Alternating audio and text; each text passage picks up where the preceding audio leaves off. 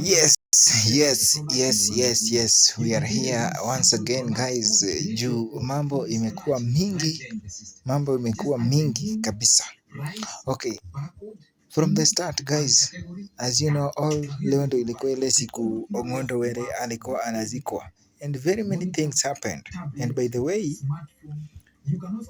Raila, His Excellency Raila Amolo Odinga made things clear. And I don't know why people are still meandering all ground, making stories that are not adding to point. This now must come to an end because the war has come to an end, and the people who killed Ong'ondo Were, Raila made it clear that he knows those people. And now the big issue comes now here, and I'm not without fear of contradiction. May I ask this simple question to our honorable Raila Amolo Odinga? When all this you had an idea of all those stories, mbona hukuanza upelelezi ama mbona huku take any action? Because you know all those things, mbona all these things take serious? Let me tell you one thing guys.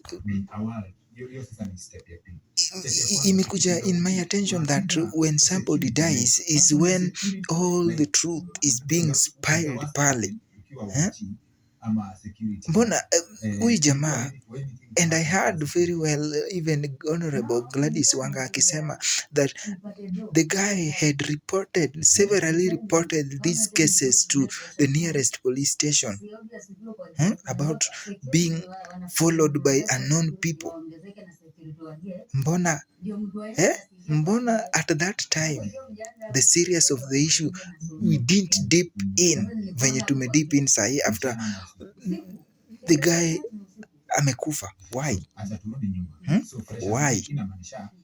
Mbona to take any serious action by that time? Is when we are becoming serious after the guy has died. Why?